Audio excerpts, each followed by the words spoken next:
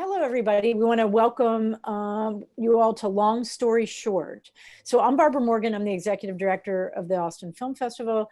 And the Long Center and the Austin Film Festival have been partnering for a very long time. And we started in the Long Center when they opened up originally after they reconstructed on the old Palmer Auditorium space. So we were really thrilled to be in this great spot with a great Austin vibe to it. And it's kind of perfect that we're going to be talking about a movie with a great Austin vibe to it. So we've been in the Long Center for a long time, and we really look forward to getting back into the Long Center. But we're doing this now, virtual festival this year. So we're excited that people are joining us for that. And we hope you guys will all tune in again next year, hopefully at the Long Center, to come see some of the films we'll be showing them then.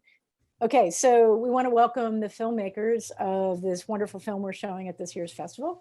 The film is called The Get Together, and it's written and directed by Will Backey, who's here with us today, and two of the producers, who are Chad Warner and John Michael Simpson. So welcome, you all. Howdy. So kind of one of the things that struck me with this film, first and foremost, I guess, is especially since we're talking about this on the Long Center's platform, is that this is such a great Austin story. And, you know, there've been a few other great Austin stories made, but one of the things that I really loved about this, as a really cranky Austinite who complains all the time about how things have changed, is that watching this film, even though I'm way older than you guys and clearly had a different college experience or post-college experience than you, this movie felt like Austin to me. It just felt like old Austin. It felt like traditional Austin, the reason that everybody wanted to come here in the first place. And I really thought you captured that spirit so beautifully. Can you talk about where the idea for the Get Together came from, Will, and what you were trying to do that way? Is that like a piece of our culture you were trying to preserve? Yeah, definitely. So I'm originally from Dallas, went to Baylor University in Waco, and then got to Austin as fast as I could. And when I got here, I mean, this city has a way of winning people over. You know, you can try to come in and change it, but it always ends up changing you. And I moved here when I was 21, and I've spent my entire 20s here, and there was just something really just different about this city. My writing partner, Michael Allen, and I, we both really set out to make a movie that was just really fun and fresh and very Austin. And we originally come from, you know, making Christian films where the message is a little bit more out and center for those types of movies. And for this one, we wanted something that didn't really have the highest of stakes, didn't really have any kind of political or religious, spiritual message to it. We just wanted to have a good time, and committing ourselves to really writing a story and seeing this movie through that just offered exactly that. There's a strong sense of nostalgia with this movie. Now with COVID, it's even more nostalgic for different reasons. It might be like the last party movie of its kind. But yeah, I mean, what we really wanted to do was just kind of highlight the different kind of personalities that we've met in our 20s. And I moved here when I was 21, and I've been here, I'm now 32. And I think every party that I've been to has been something like what you see in the Get Together. And it's a lot of people with different, you know, faiths, different backgrounds, different beliefs, and everyone's just drinking a beer and having a good time and getting along. So that's kind of the spirit of the movie that we wanted to capture and really just present a good time for people.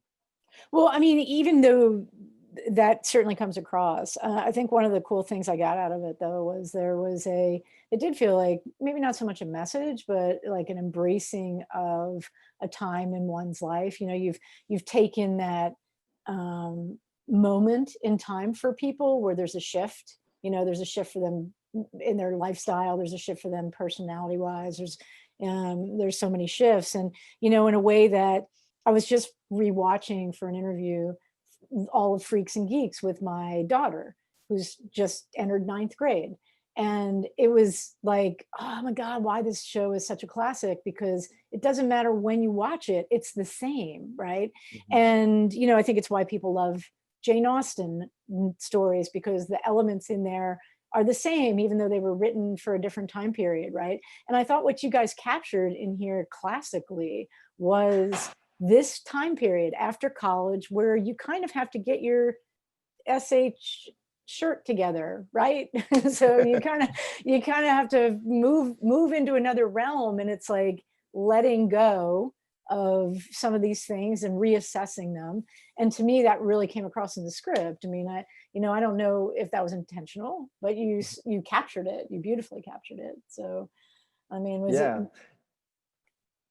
Yeah, we kind of broke it up into really trying to capture all of someone's 20s. So the movie's broken up into 3 chapters. Each chapter really kind of tackles a different stage of someone's 20s. So the first chapter with August, she's just moved to a new city. She doesn't know anybody. She's moved there with her college best friend, and her friend is starting to sort of move up the ladder without her, and just kind of that feeling of isolation and being in a new place that's unfamiliar. Mhm. Rang true for me, especially in my early 20s and moving to Austin. And then our second chapter is really about a relationship, about not sure if someone is the one or not sure whether to sort of take the plunge Mhm. and really commit to a lifestyle when you're still kind of in the middle of, spiraling out of control in your 20s. And then the last chapter is following a guy named Caleb, and in that chapter it's really about kind of turning 30 and looking back and being like, man, I've been at the same party for 10 years. Should I get a move on with my life and goals? So I think all of these things are things that we have felt, we know friends that feel, we've experienced and walked through those kind of periods of life with friends. And it, was something we wanted to see up on screen. Well, let's talk about the Austin aspects of this, because that's the other thing that was really beautiful to me, is like in the world we're in right now, it's kind of sad to think there's not much in the way of production going on right now here, right in our backyard. And the last thing in the world I want to see happen is the voices of Austin, who are really trying to make movies out there, to kind of peter out or move on. And you guys really, you used you used a ton of Austin in here. You used it beautifully. It's like really lovely, some of the places that you used, and nostalgic places.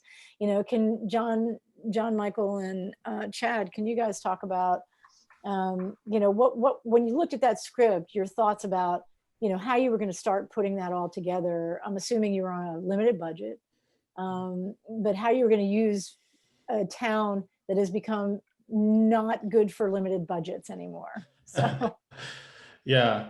No, I think exactly what y'all talked about with the script, like reading it, felt that as well. Chad and I, we met at UT in film school, and it wasn't too far behind us, and had kind of just started producing a couple of features together, and kind of learned how do we be scrappy here, and how do we use our community and use our relationships, or use as a heavy word, but just like how do we make the most, like based off the community and the people who do want to support film here in Austin. And so I think reading Will's script, it definitely like ignited all those feelings we've been talking about in me, of having a lot of friends in between their 20s to 30s and trying to figure out our place, and kind of this like time period of what are we going to do with our lives. And so it was like a really exciting project to get to work on and kind of get to figure out like how are we going to connect all these dots. And so we kind of started out just by location scouting. We went through like Airbnb. We went through kind of any kind of like rental sites to look for, the ideal home. And then as far as like the bars and locations went, we kind of just started to go backwards from like where places we just love. And, you see Deep Eddy in there, you see Pool Burger, and essentially just kind of reaching out with that sentiment of like, hey, we want this film to be a love letter, about Austin, from people who, are here right now. And thankfully we found some partners who just like really were excited about that, and weren't beating us over the head with rates. And it did take some reaching out, but there's still a lot of people in Austin that want to see I think films like this get made, and they want to help filmmakers out. So I was honestly very encouraged, I think, by the community's response and support to the film. Yeah, I think one of the houses in it is a house that I used to live at.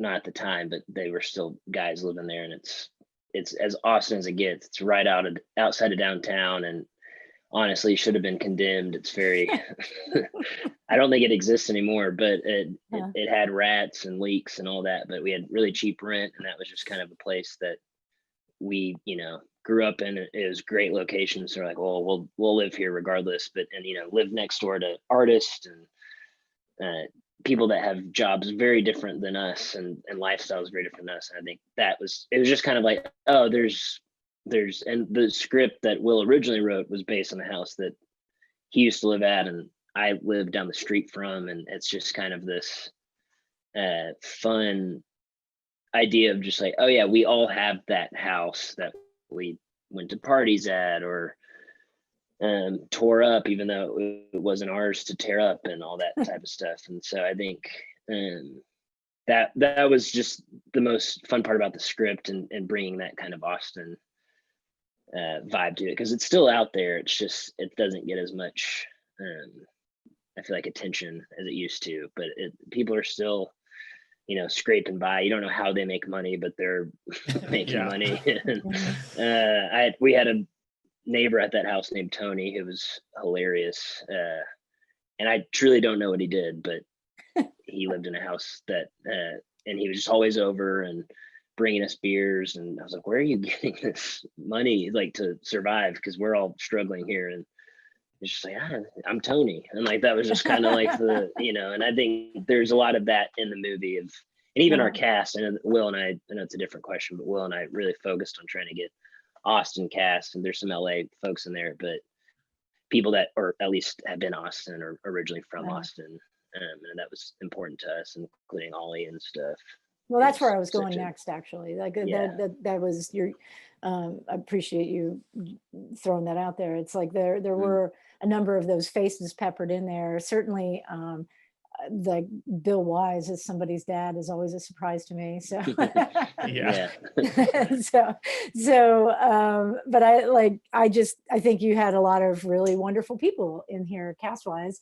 Let's talk a little bit to the audience here about some of the cast you have in this film, and how you married an LA cast and an Austin cast to produce the film. I mean, it's still expensive bringing in people from another place. So we so Alejandro Rose Garcia, also known as Shaky Graves, he plays Caleb in the movie, and he's an Austinite, and he was the first to read the script and jump on board. And it was funny because we connected over, there's a part in the movie where the party takes place on a street called Speedway, which Speedway is a street here in Austin. And he was like, man, I used to go to parties on Speedway. It's hilarious that that's where this is set. And I was like, I lived on Speedway. See, I lived on Speedway, and I threw some parties on Speedway.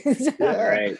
Yeah. All the parties are on Speedway. So it resonated with him, and I think his character resonated with him, which is kind of funny because he's a struggling musician in the movie, and he's a successful musician in real life. But and then we reached out to Johanna Brady, who is in Quantico and Unreal, and she was in my last feature film called Believe Me, and she was fantastic. And so I knew that I wanted her to play in this movie. And and then everybody else. I mean, the movie is such a fun, eclectic group of characters, and they're all over the place. Chad is actually one of probably the strangest, funniest guys in the movie, playing Lucas. But we had Eller Coltrane from Boyhood, who was actually our production designer, and then we threw him in to play a dude with face tattoos, and he loved it. And everybody else was good buds and locals, other than Jacob Artist, who is also LA from Glee, and then Courtney Parchman, who's LA based, also known as Average Fashion Blogger. She plays August, and she is one of the funniest girls I've ever met in my life. Yeah. And I think like the LA thing. Oh, sorry. Go ahead. I was just say the LA thing is, I was living in LA at the time, and Courtney was this kind of Kate, my wife, knew of her from Instagram, because her niece is like such a big fan of hers. And we literally ran into her at a party, and I had no idea who she was, and we became fast friends because she had moved the same day we had moved to LA. And she just became one of those friends that was like, yeah, we're just friends now. And I was like, I'm shooting this movie with some buds. You should audition for it. And we all fell in love with her. And I think just kind of having that, she's also from Texas, so we just have that Texas connection. I think a lot of that was just in your original question of like marrying LA and Austin. It's like we most of the people were from Texas originally, or have some connection to Austin that loved Austin, fell in love with the script in that way, I think. I was just going to speak to that too, of like, I feel like on set, it was such a combination of like friends and previous relationships on projects we had done, like Eller we had worked with, and like art department on previous projects, and Luxie, who plays McCall, we had done a number of shorts with. And so there's already kind of like a built-in relationship and like kind of camp vibe on set. And Will, having worked with Johanna, I feel like there were just so many like connections and previous relationships that everyone just kind of like caught that when we all got together. And there was like, there was no weirdness at all. It was just, it was honestly felt like just a big party on set, and the production office and the cast holding room were like 2 doors down from each other. Wow. So it was, it was really honestly a fun time making it. Well, one of the other pieces that struck me happily was, it does feel like this Austin spirited kind of thing by the seat of your pants, but it didn't look like it was by the seat of your pants. So the movie, it didn't. And I mean, like, even if I'm sure there was, like I said, I'm sure there's a limited budget story, but the reality is it looked really good, and that's one of the things that I enjoyed about it. I mean, I love the way the shots at the party happened. I love the way you came out of one story into another one, and how you set them up, and it felt like there was just a lot of thought and storytelling going into that process. And then at the same time, it looked like a party I'd want to be at, not because it was grungy, because it looked like a cool, looked beautiful. It really is beautifully shot. So can you all talk about a little bit of that went into the production process, of how you laid out that story to be shot that way? Who was your DP, and talk to us a little bit about that part of it. Yeah, all the credit for that goes to Joe Simon. He was our cinematographer, and he's an amazing local DP here in Austin. And we got together, in pre-production and tried to lay out like, what is the style, what is the vibe, what are we trying to go for? And we knew we wanted to use a lot of neon lights and just kind of create this really fun atmosphere where all the rooms feel very different. And when you're at a party, if you like stumble into a room somewhere, like you kind of get this like flash of who that person is immediately. And so we wanted to have that happen in this film too. And so, and then when it came to production design, it was actually pretty simple, because every party we told Eller, like, if you're ever unsure what to put down, just throw trash everywhere, throw like cans down and like red Solo cups. And so I think every morning he would get to set and he would just walk around with trash bags and just throw trash everywhere, because that's kind of what those parties are like in your 20s. People just, you finish a beer and you throw it down and the roommates get it the next day. So yeah, I think one of the I always look at that My Dinner with Andre set up a lot of filmmakers to make. Over the 27 years of doing this, I've seen I don't know how many movies where when I see one house as a location, I immediately, it sort of puts me on watch, like, oh no, here we go. Yeah. And like, I'm gonna be stuck in this house for the next hour 45, like I don't know that I can do it. But you guys made the most of this place, right? I mean, I just really do feel like the production design, maybe the trash is a great way to go here, but it was really, each room was different. And when I just thought you really had thought about, okay, we're in this one place, but so we're just going to take it from different angles. We're not going to make you at all ever think we're in this one place. You're not even going to be conscious of where we are, right? And some of that's the story. And I think that was done really well too. Some of it's like, so I'd like to hear a little bit about your choice of making it these 3 stories and how you were going to weave them together, because it was tricky. When I was watching it, it was like, oh, okay, well, now that's a lot of continuity that you're just entering into you guys' job. So can you talk a little bit about that development of that? Your idea about it, and then your sort of development with the production of it. Yeah. Yeah. So, I mean, the reason that we wanted to do that, there was a movie that inspired me a long time ago called Elephant by Gus Van Sant. Mm-hmm. It's about a school shooting. It's about the Columbine shooting, and there was just a lot of really amazing moments in that film where you're following characters around and experiencing what that day was like through their eyes, and then an hour later you'd be following a different character and who would run into a character from early on, and something about that interaction that you're watching for a second time, there's just new information coming out. There's like new revelations happening that I always found really interesting and captivating. And so we wanted to really write stories where the information was kind of, we were kind of trickling out the details, and you think what's happening in one room and you see it again from another vantage point, and it's totally different. So I've always loved movies like that.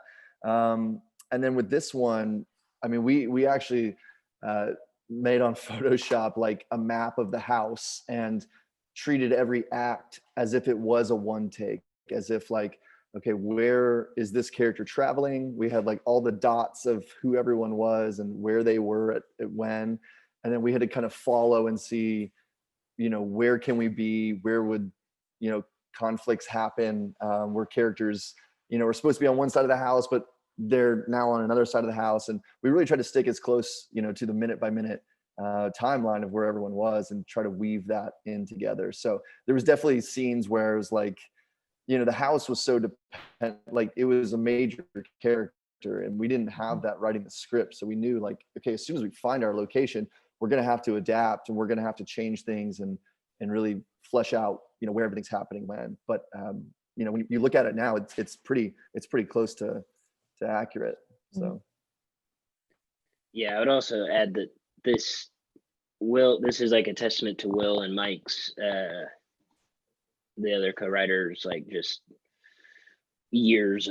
truly years of work and not quitting on an idea. Because I mean, they made that short in, was that 2015? What was that? And then but they already had the feature written when they made the short as like a one take party movie. Mm-hmm. And it developed over the years. As they got older and wiser, they developed it and added these elements to it that became what it is now. So it's definitely not just like some sloppily thrown together script. It's like a well thought out. Right. They went through a lot of iterations, because we would go to the table readings and it changed. And true testament to like the indie spirit and just making movies happen. Yeah. John, you were no, I was just gonna follow up on that. Of like, I remember Chad and I were at a table reading for the script, I think 2 or 3 years before, and so it was cool to see like all the iterations it went through, and the different things that I feel like Will and Mike did to just kind of help level it up. And I know they explored it as like a series at one point. So I think all of that really makes a difference, because without a good script, it's like all this stuff you're building on top of it obviously is can be a lot of work in vain sometimes. And so then I think having that armed with that like really good script, it was great to get like really talented people in, like Eller and Paul, who was our script supervisor, and Dax, who's an incredible first AD in town, to kind of come and get behind Will and Joe and like making sure that all of this made sense, and everything was our continuity was there and everything flowed really well. And so I'm really proud of our team, and I think Will and Mike, it all came off of their, really solid foundation. In terms of continuity, there was Paul, who's our script supervisor. He literally gets a shout out in the movie from my character when I'm walking by, and I just go, Paul, like that. And it was literally to Paul, who was sitting off screen, making sure that everyone was like wearing the same clothes and smoking the same weed in the party and stuff. And so it was just a fun situation. Well, I mean, it was really like, I was so charmed by your movie, but also like really heartened by what great filmmaking it was, to be showing off an Austin story with, such great craftsmanship. So I think you all really told all the way from the script all the way through was really wonderful. So question for any of you, anybody have a long center story you want to tell us?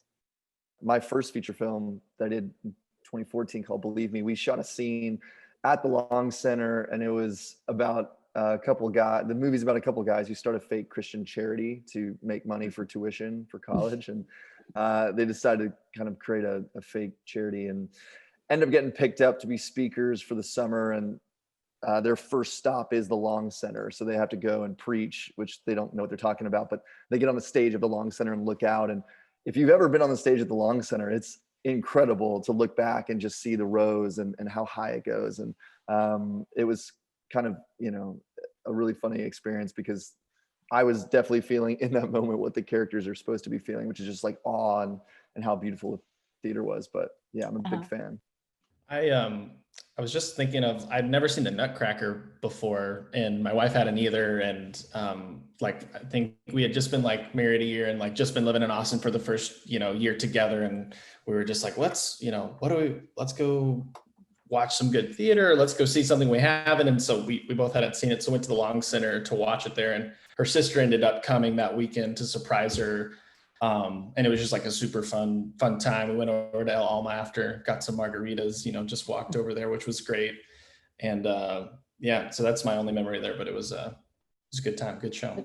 Yeah, I remember when the World Cup was playing and they put it on, and it was just when the U.S. men's team was in the World Cup, like was it 5 years ago as well? I can't remember, but they played the game at the Long Center in the front lawn, and it was just, I was like, this is what makes Austin truly great, is just people collecting in a very pretty place and celebrating with a bunch of strangers, and like this really fun thing. And I think I love the idea that places like the Long Center, truly just like art places like that exist, because we need like the performing arts, and we need, otherwise Austin just becomes boring and another like, big just city. Like Dallas, right? Yeah, I was gonna say it, but I didn't want to. I didn't want to say like it. Austin becomes just like Dallas. It's I true. mean, that's cool. They're like I love all the stuff they do on the lawn at the Long Center. I mean, that's so cool to me, to watch a movie, eat trailer food. What more Austin can you be? Yeah. Look at the brick, the bats, and the, you know, we're pretty damn lucky to have it here. The 4th of July celebrations too are always so awesome out there. Yes, we're going to become nostalgic about life in the old days. I know. Beautiful. Or talking about your hugging strangers. That's right. Yeah. Well, talking about a party movie, which maybe we'll never have a party again. I don't know. But also want to thank you guys. I want to thank Chad and John Michael and Will for making the get together, and then for screening it with us, for submitting it to us and screening with us. And we hope you all will come out to the festival virtually and check it out October 22nd through the 29th, and watch their film and vote for their film for the Audience Award winner. That's a biggie, right? And we want to thank the Long Center for being our partner, and for letting us do this interview for our filmmakers. And we are excited for the festival to be here. So guys, thanks again. Appreciate it. Thank you. Thanks so much, Barb. Yep.